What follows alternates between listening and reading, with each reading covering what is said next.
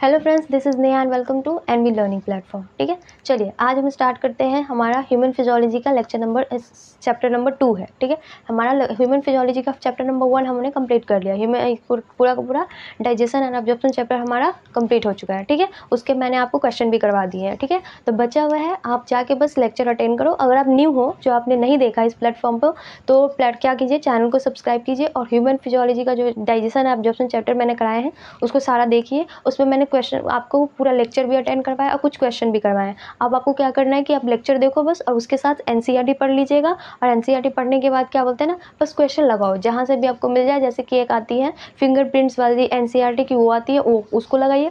अगर वो वाली बुक लगा लो ना, तो एनसीईआरटी के एक एक वर्ड, मतलब एक एक लाइन से वो क्वेश्चन निकाल के देता है आपको, कि एक पैराग्राफ से ही बहुत सारे क्वेश्चन लगा के देता है। तो अगर वो वाली आप लगा लोगे ना, तो आपके सारे के सारे क्वेश्चन मतलब क्लियर हो जाएंगे। पूरा एनसीईआरटी का एक एक लाइन क्लियर हो जाएगा। तो वो बुक ले लीजिए अगर आपके पास नहीं है तो।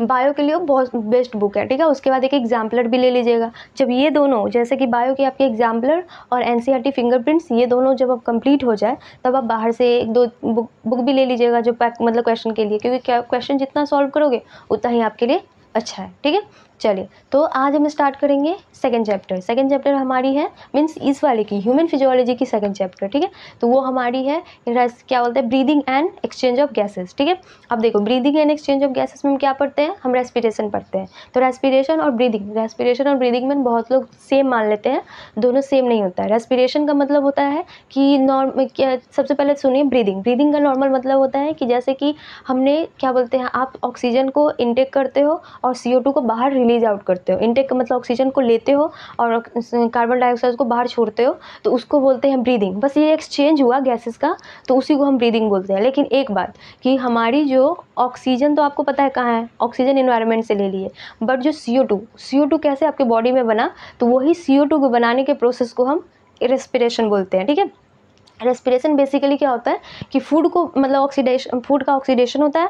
फूड के ऑक्सीडेशन से वो CO2 बनता है, वाटर बनता है और एनर्जी बनती है, जिसमें से वाटर हमारा रीयूज हो जाता है और उसके बाद एनर्जी तो हमारी रिक्वायरमेंट ही है। तो ये मतलब ये दोनों तो हमारे लिए यूज़फुल है, लेकिन CO2 जो होता है वो हमारे लिए यूज़फुल नहीं होता है। इसकी वजह से हम CO2 को बाहर निकाल देते हैं। ठीक है, समझ गए। चलो, तो यही है रेस्पिरेशन में और ब्रीदिंग में यही डिफरेंस है। ठीक है, दोनों साथ साथ काम होता है, लेकिन मतलब मान लीजिए तो ब्रीदिंग रेस्पिरेशन पर डिपेंडेंट है, क्योंकि जब तक CO2 हमारे बॉडी में बनेगा नहीं, तब तक हम CO2 को बाहर निकालेंगे कैसे। हाँ, और जब तक CO2 किसी भी चीज़ की क्या होती है ना, कि आप मतलब कंसंट्रेशन डिपेंडेंट है, कि बॉडी में हमारे लंग्स में या हमारे टिश्यूज़ में CO2 का कंसंट्रेशन इंक्रीज़ कर जाता है, जिसके वजह से हमको ऑक्सीजन की रिक्वायरमेंट होती है। क्योंकि CO2 हमारे लिए हेल्पफुल नहीं है, CO2 हमारे लिए हार्मफुल है ना, कि अगर बॉडी में CO2 की कंसंट्रेशन बढ़ जाएगी तो वो क्या सोचेगा कि सफोकेशन होने लगता है, तो वो बोलता है नहीं, इसको बाहर निकालो। और इसको जैसे आप निकालोगे तो बाहर से यहाँ के नीचे इसका एयर मतलब कंसंट्रेशन कम हो जाता है, तो वो कंसंट्रेशन कम हो जाता है, तो जिसकी वजह से O2 उस जगह पे आके आ जाती है। ठीक है, यही है प्रोसेस। ठीक है, चलिए तो सबसे पहले लिखिए रेस्पिरेशन। ठीक है, सबसे पहले लिखिए रेस्पिरेशन, मैंने समझा दिया। अब हम इसको डेफिनेशन के रूप में लिख लेते हैं। रेस्पिरेशन क्या होता है,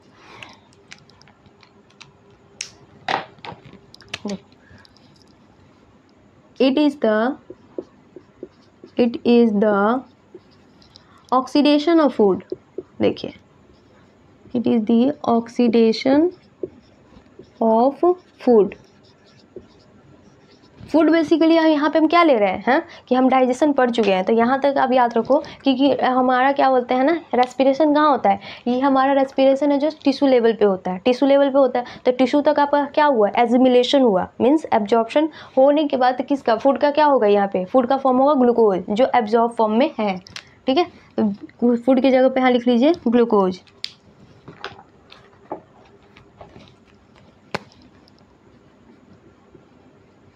ग्लूकोज, ठीक है, glucose to form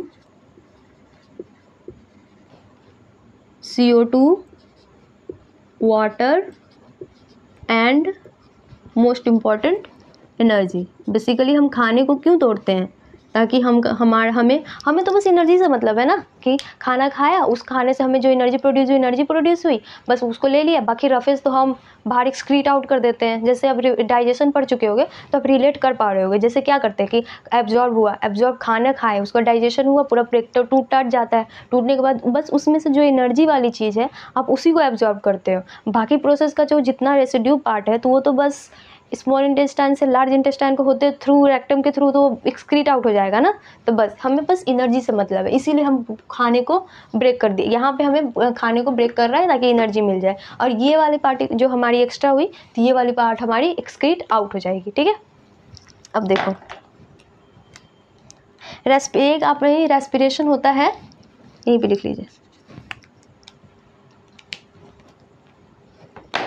it is a catabolic process. ठीक है, it is a catabolic process. देखो अब आपने नाम सुना होगा एनाबॉलिक और कैटाबॉलिक। ठीक है, एनाबॉलिक, कैटाबॉलिक और एम्फीबॉलिक, ये तीनों नाम सुने होंगे, अगर नहीं सुने हो तो अभी सुन लो। कैटाबॉलिक प्रोसेस का मतलब होता है कि ये कॉम्प्लेक्स चीज़ को एकदम स्मॉल पार्टिकल में, बहुत छोटे से छोटे मतलब पार्टिकल में तोड़ देता है, तो उसको हम कैटाबॉलिक प्रोसेस बोलते हैं। ठीक है,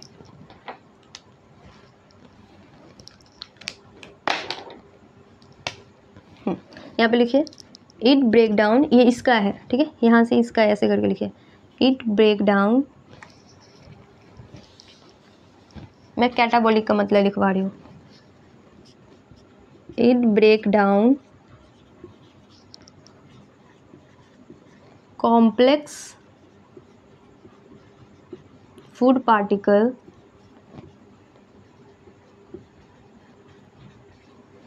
इनटू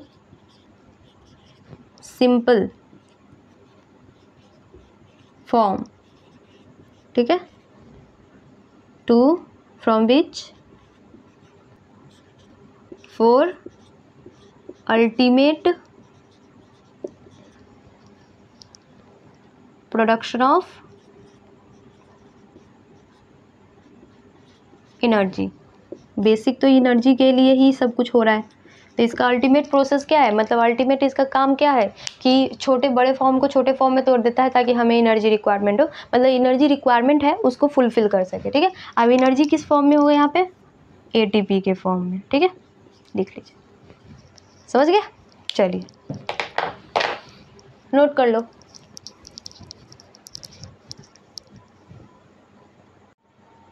चलिए हो गया, समझ गए, यहाँ तक हो गया। चलो अब लिखिए ब्रीदिंग। रेस्पिरेशन समझ गए होंगे, अब लिखिए ब्रीदिंग, सांस लेना। ठीक है,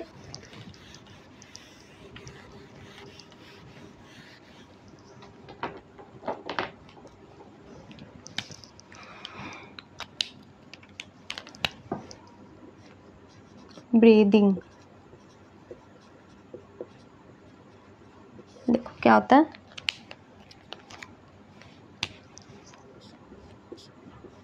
it is the process of exchange of air from atmosphere। ठीक है, बेसिकली ये एटमॉस्फेयर से एटमॉस्फेयर से एयर का एक्सचेंज होता है विथ O2 के साथ, जो हमारे बॉडी के अंदर होता है, विथ CO2। यहाँ पे एयर लिखा है तो यहाँ पे एयर की जगह पे यहाँ O2 लिख देना। ठीक है, ठीक है, चलो बोल रहा है कि एक्सचेंज ऑफ एयर होता है विथ जो एटमॉस्फेयर के एयर होता है उससे हम CO2 को एक्सचेंज करते हैं। CO2 कहाँ होती है, हमारी बॉडी के अंदर, लिख लीजिए ये होती है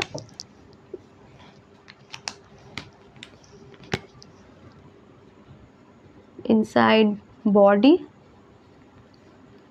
और O2 कहाँ होता है, बाहर। तो बाहर की O2 हमारे शरीर में आती है और जिसकी वजह से हमारा CO2 हम बाहर निकालते हैं। ठीक है, चलो समझ गए।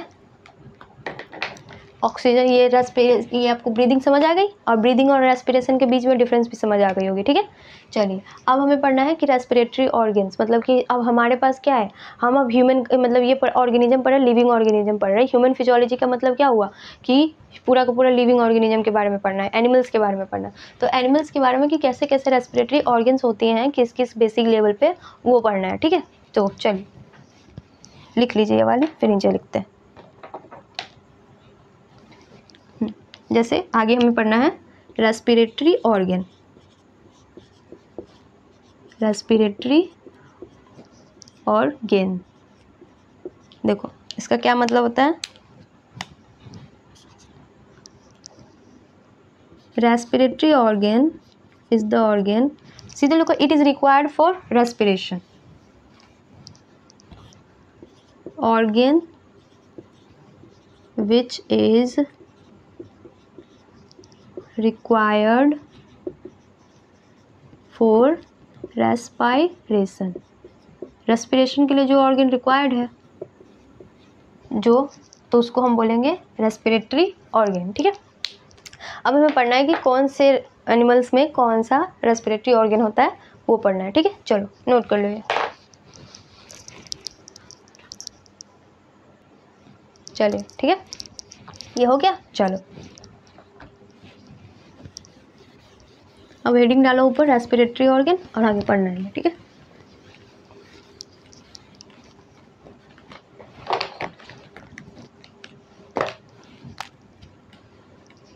क्या पढ़ रहे थे हम, रेस्पिरेटरी ऑर्गन, ठीक है। देखो हमने क्या बोला था, रेस्पिरेटरी ऑर्गन क्या होता है, जो हमारी रेस्पिरेशन में भाग लेती है, ठीक है। अब देखो जितने ऑर्गेनिज्म है सबके अपने अपने अलग अलग रेस्पिरेटरी ऑर्गन होती है ना, तो लिख लीजिए, different organism have different organism have different respiratory organ, respiratory organ सबका अलग अलग होता है, ठीक है। बेसिकली रेस्पिरेटरी ऑर्गन हमारी किस चीज़ पे डिपेंड करती है, उसकी हैबिटेट पे, कि वो बंदा कहाँ रहता है, मतलब जो एनिमल्स है वो कौन से एनिमल कहाँ रहता है, उस बेसिस पे डिपेंड करता है, ठीक है। लिखिए, nature of respiratory organ depends upon its habitat,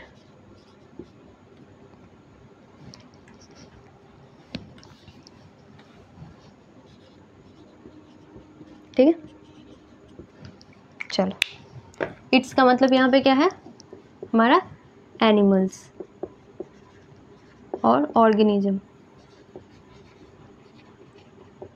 वैसे हमारा ऑर्गेनिज्म के बारे में पढ़ना नहीं है, लेकिन एनिमल्स, ठीक है। चलो समझ गए। देखो यहाँ पे आप डिफरेंट ऑर्गेनिज्म के साथ एनिमल्स भी लिख लो, ताकि आप कंफ्यूज मत करो, क्योंकि अब हम एनिमल्स ही पढ़ रहे हैं, ऑर्गेनिज्म नहीं पढ़ रहे हैं। सो एनिमल्स ही लिखो,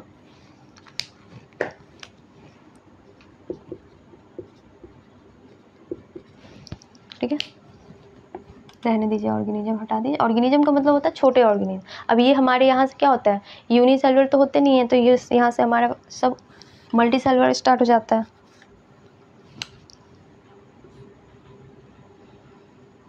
एनिमल्स, चलिए नोट कर लो, ठीक है। चलो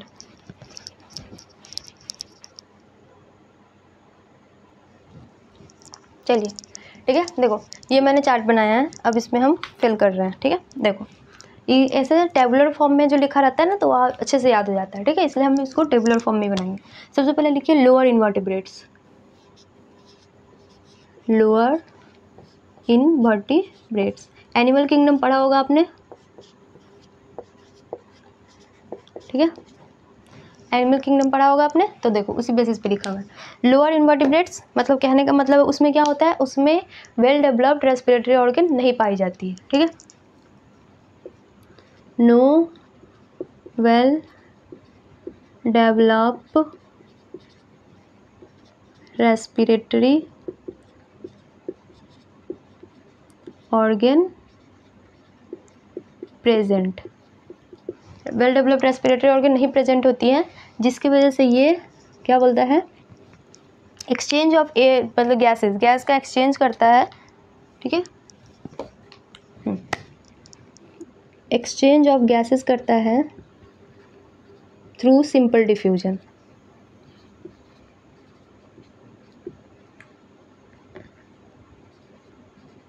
गैसेस का डिफ्यूज थ्रू सिंपल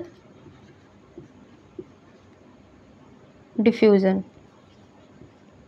ठीक है, लिखो, ठीक है। चलो इसका एग्जाम्पल क्या होगा, लोअर इन्वर्टिब्रेट्स कौन कौन सी होती है हमारी, सबसे पहले स्टार्ट करेंगे पोरीफेरा, ठीक है, पूरा किंगडम लिख दी हूँ मैं, पोरीफेरा, ठीक है, सेलेंट्रेटा, ठीक है, नाइडेरिया भी होगा, मीन्स टिनोफेरा, नाइडेरिया तो इसी को बोलते हैं, टिनोफोरा भी होगा,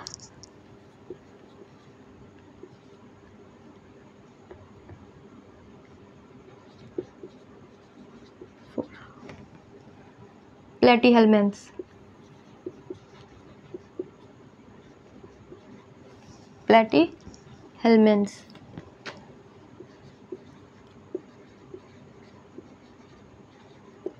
ठीक है,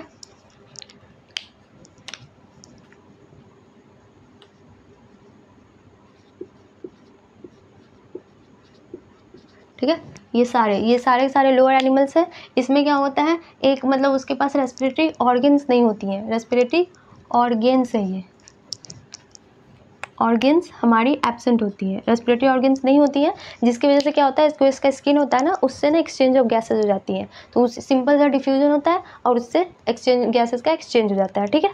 चलिए नोट कीजिए, नीचे आ जाएगा, नहीं अर्थवर्म का थोड़ा बड़ा है तो थोड़ा सा लिख देती हूँ मैं, चलो देखो, प्लेटी एलिमेंट्स तक हो गई हमारी, ठीक है। उसके बाद लिखिए, एक होती हैं इसी में, इसको नंबर 1 लिख दीजिएगा, 2 में इसी का है, लोअर इन्वर्टिब्रेट्स ही हैं तो इसी में लिखिए यहाँ पे। दूसरा क्या होता है यहाँ पे कि एक ना मतलब अर्थवर्म का लिखवा रही हूँ मैं, देखो अर्थवर्म एग्जाम्पल है, इसके पास ना मॉइस्ट क्यूटिकल मतलब उसका ऊपर का जो स्किन के ऊपर थोड़ा सा मॉइस्ट क्यूटिकल लेयर होता है, जिससे क्या होता है वो एक्सचेंज ऑफ एयर कर मतलब गैसेस का एयर एक्सचेंज करता है, ठीक है, ठीक है, moist thin vascular and vascular, ठीक है, लेयर होता है ऑन स्किन, जिससे क्या करता है ये एक्सचेंज ऑफ गैसेस इससे करती है, ठीक है। उसका स्किन कितना सॉफ्ट रहता है, अर्थवर्म क्या बोलते हैं उसको, चारा को देखते हो ना कितना मतलब लंबा रेड कलर का होता है, देखो चारा में ना पूरा आपको रेड इसलिए दिखता है ना क्योंकि पूरा उसका स्किन ऊपर का लेयर ही स्किन वाला है, वो वैस्कुलर है और वो क्यूटिनियस लेयर है, जिसकी वजह से क्या है ना पूरा का पूरा आपको ऊपर से वो लाल लाल दिखता है क्योंकि उसका पूरा वैस्कुलराइज्ड है। वैस्कुलराइज्ड का मतलब क्या हुआ, ब्लड वेसल्स से पूरा जो मतलब पूरा का पूरा उसका स्किन के ऊपर ब्लड वेसल्स दिखता रहता है, ठीक है। चल नोट कर लो मुझे,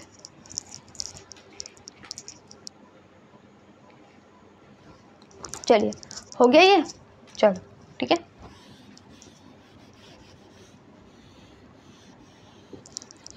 देखो अर्थवर्म हो गई, अर्थवर्म की स्किन कितनी रेड दिखती है एकदम,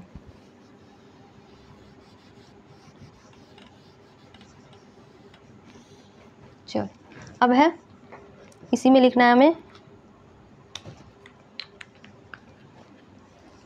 ट्रैकियल सिस्टम, किसमें प्रेजेंट होता है, मीन्स नेटवर्क ऑफ ट्यूब्स की नेटवर्क होती है बहुत सारी, ठीक है, नेटवर्क ऑफ ट्यूब्स, ट्यूब्स होती है ना, उसकी नेटवर्क्स होती है, बहुत सारी नेटवर्क होती है, मतलब एक दूसरे के साथ ना ट्यूब जुड़ा होगा बहुत सारे, तो उसको बोलते हैं ट्रैकियल सिस्टम। तो ये ट्रैकियल सिस्टम किस में होता है? ये ऑर्थोपोड्स मीन्स कॉकरोच में, ऑर्थोपोड्स लिखो, पोड्स, ठीक है, कॉकरोच,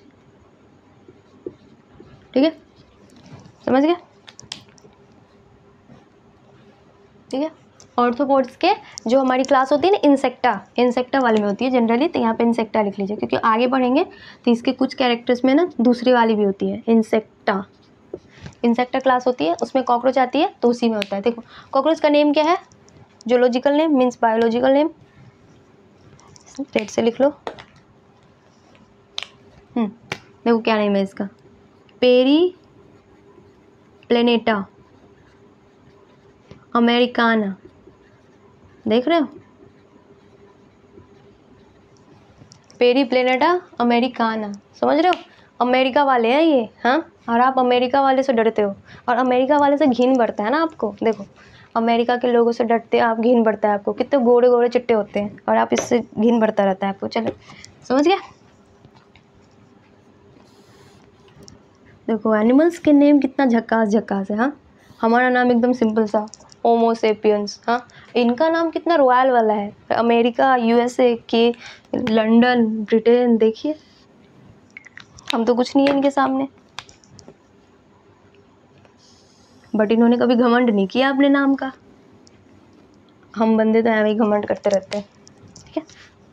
चलिए अब लिखिए, कुछ एनिमल्स में ना होती है क्या कि गिल्स प्रेजेंट नहीं होती है, बट गिल्स लाइक, ठीक है, गिल्स लाइक, देखिए प्लेट, ये सारा मैं लोअर इन्वर्टिब्रेट्स का ही लिखवा रही हूँ, देखो मैंने सारा इसी में लिया था, अगर इसको मिटा दोगे तो कोई प्रॉब्लम नहीं होगी, ठीक है। ये मैंने अभी जितने लिखवाए ना सारा लोअर, क्योंकि मैं एग्जाम्पल से आप याद कर लोगे, ठीक है। तो गिल्स लाइक प्लेट होता है, जिसको हम क्या बोलते हैं, रेड वाला चल क्यों नहीं रहा है, ठीक है, गिल्स लाइक प्लेट होता है, उसको आप लिख सकते हो, ये फिलामेंटियस भी होता है, ठीक है। एक मिनट, चलिए ठीक है। सो हम कहाँ थे, देखो हम पढ़ रहे थे कि गिल्स प्लेट लाइक स्ट्रक्चर होती है, और इसी में होता है, इसी को बोलते हैं फिलामेंटियस, फिलामेंटस भी रहता है structure, vascularised, filamentous vascularised structure, ठीक है, ये सब होता है। तो उसको, इसका दूसरा एक नाम है, उसको बोलते हैं ब्रैंकियल,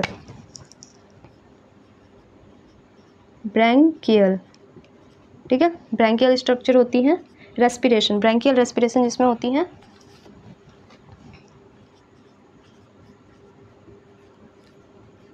देखो समझ गए। अब देखो यहाँ पे बोल रहा है कि गिल्स लाइक है, उसी को फिलामेंटस भी बोला हुआ है, फिलामेंटस वेस्कुलर स्ट्रक्चर बोला हुआ है, तो ऑब्वियसली गिल्स लाइक स्ट्रक्चर किस में होगी, जो पानी में रहेगा, ठीक है। तो लेकिन गिल्स लाइक है, गिल्स नहीं है, तो किस में होती है, एक्वेटिक ऑर्थोपोड्स में, एक्वेटिक ऑर्थोपोड्स में, ठीक है। चलो एग्जाम्पल लिख लीजिए एक्वेटिक ऑर्थोपोड्स का, क्या बोलते हैं इसको, प्राउन, खाते हैं ना आप, क्रेव फिश, देखो फिश लिखा हुआ है बट ये फिश नहीं है, ठीक है। तो सारे फिश जो लिखा हो तो उसको फिश मत मान लेना, क्रेव फिश, ठीक है। चलिए और एक होती है, ये मोलस्का में भी होती है, जो पानी में रहेंगी वो मोलस्कस, मोलस्का, ठीक है। एग्जाम्पल लिख लीजिए इसका, यूनियो, ठीक है। चलो दिख रहा है आपको,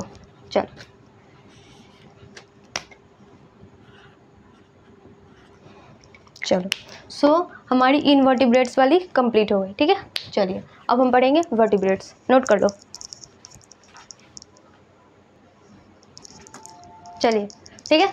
सो इनवर्टिब्रेट की रेस्पिरेशन हमारी कंप्लीट हो गई, उसके ऑर्गेन्स पहले पढ़ लिए, अब हमें पढ़ना है वर्टिब्रेट्स। वर्टिब्रेट्स किससे स्टार्ट होती है, चलो सबसे पहले पाइसेस मीन्स पाइसेस, ठीक है। पाइसेस में क्या होती है? फिशेस।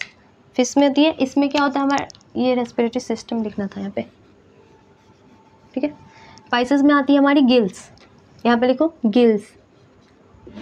देखो पहले हमने एक्वेटिक ऑर्थ्रोपोड्स में पढ़ा था गिल्स लाइक स्ट्रक्चर, बट यहाँ पे गिल्स होता है, ठीक है। ये होंगी पाइसेस। मीन्स क्या क्या होता है पाइसेस में? कार्टिलेजिनस फिश,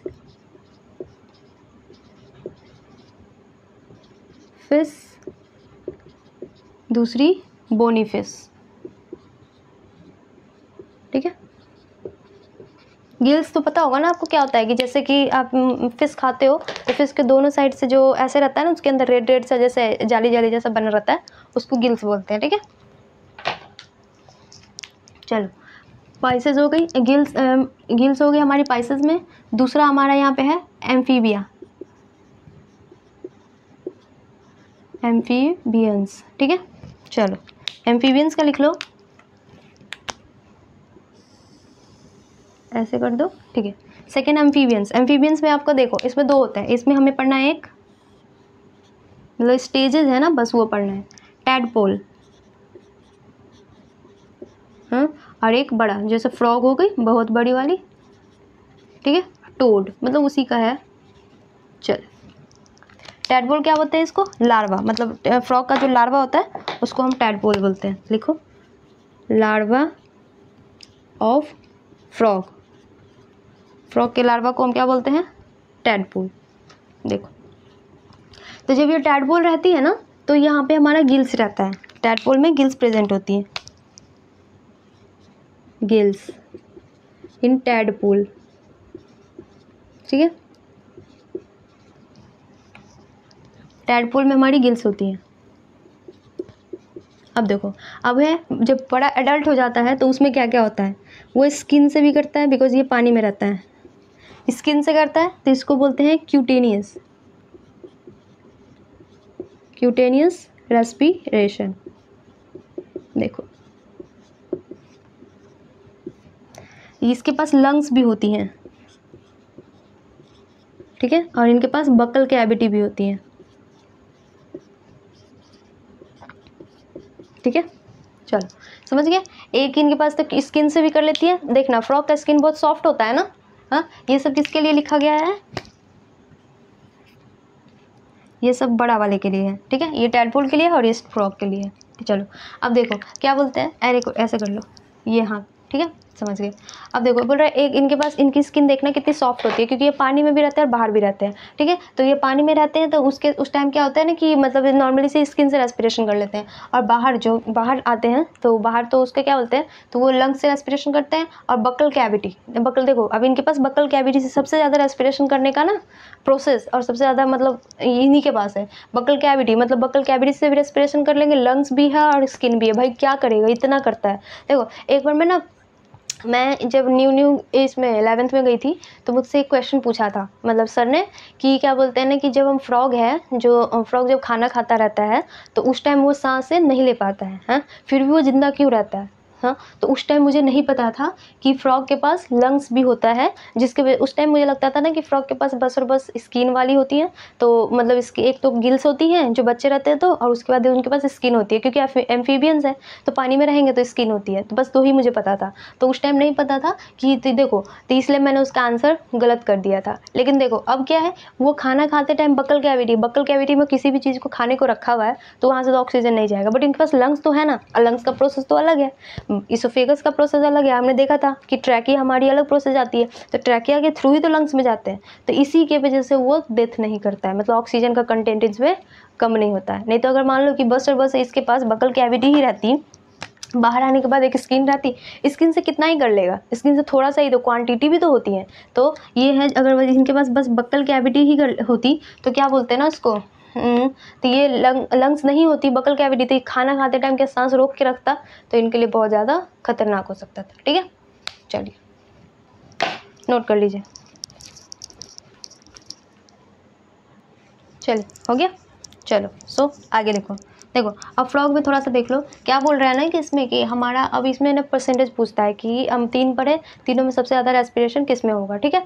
तो अब इसको ना याद करने का बहुत ईजी ट्रिक है। देखो फ्रॉग जनरली सबसे ज़्यादा कहाँ रहता है, टोड्स और फ्रॉग दो दी हुई है, टोड्स बाहर रहता है बट फ्रॉग जनरली हम सबसे ज़्यादा पानी में रहता है।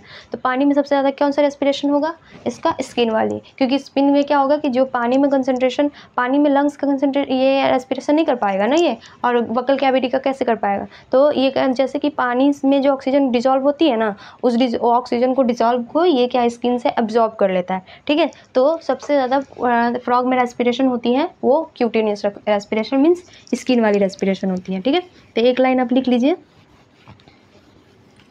ठीक है। वो पूछ देगा आपसे 3 रेस्पिरेशन है ना, तो उसमें बोल देता है कि सबसे ज़्यादा, तो लिख लीजिए इन फ्रॉग, नोट करके लिख लेना, note.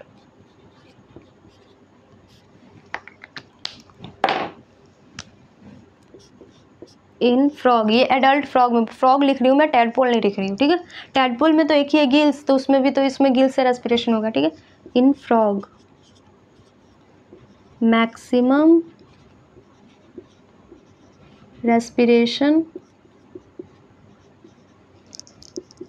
is occur through skin, means cutaneous respiration.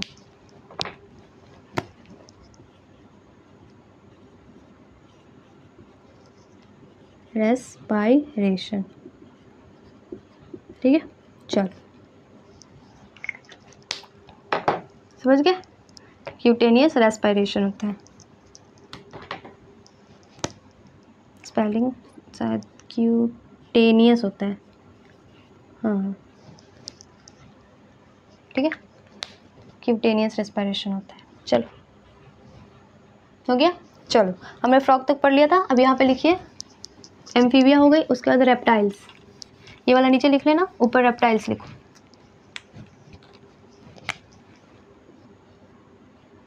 Reptiles, not respiration, it's reptiles, ठीक है। देखो रेप्टाइल्स में होती हैं लंग्स प्रेजेंट, ठीक है।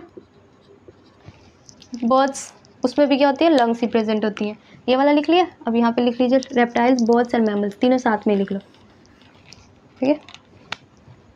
बर्ड्स, सॉरी फिर उल्टा कर दिया मैंने, ठीक है। यहाँ पे लिख लो इसमें बर्ड्स, चिड़िया, बर्ड्स एंड मैमल्स, तीनों मैंने लंग्स लिखा है तो उसी में मैमल्स तीनों, ठीक है।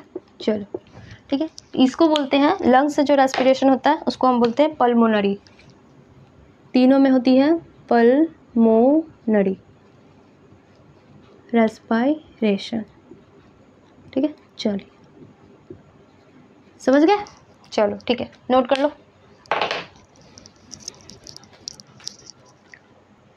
चलिए नोट कर लिया दोनों, चलो ठीक है। देखो अभी आपने 2 पढ़ा, क्या पढ़ा कि एक क्यूटेनियस रेस्पिरेशन पढ़ा और दूसरा पढ़ा पल्मोनरी रेस्पिरेशन, तो दोनों में डिफरेंस देख लो, वैसे समझ आ ही गया होगा बट देख लो। एक पढ़ा हमने क्यूटेनियस, हाँ ई होगा, ओ हटा देना, जहाँ पे मैंने ओ लिखा है ओ नहीं होगा, ठीक है। क्यूटेनियस रेस्पिरेशन, स्पेलिंग थोड़ी सी मिस्टेक हो गई है, ठीक है। हाँ और ये है रेस्पिरेटरी में, ये है पल्मोनरी, पल्मोनरी रेस्पिरेशन, ठीक है। चलिए देखो इसमें क्या होता है, when breathing take place through skin, जब ब्रीदिंग है स्किन से हो तो उसको हम बोलते हैं क्यूटेनियस रेस्पिरेशन, ठीक है। और इसमें है जब when breathing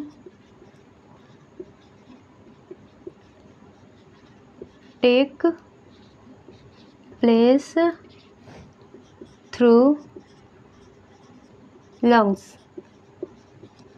तो उसको बोलते हैं हम पल्मोनरी रेस्पिरेशन। ठीक है, पल्मोनरी का दूसरा नाम ही हमारा लंग्स है, मतलब लंग्स का दूसरा नाम पल्मोनरी है, तो वैसे भी याद रख सकते हो। ठीक है, चलिए नोट कर लीजिए। चल हो गया, चलो ठीक है, फिर तो रहने देते यहीं तक।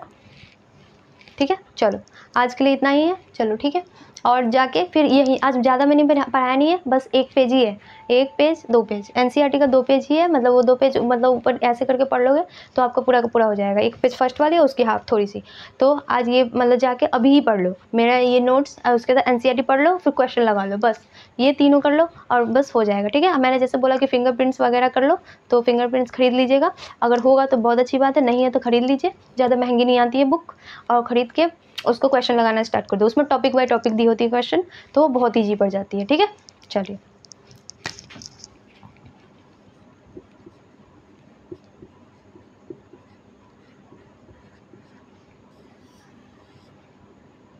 ठीक है,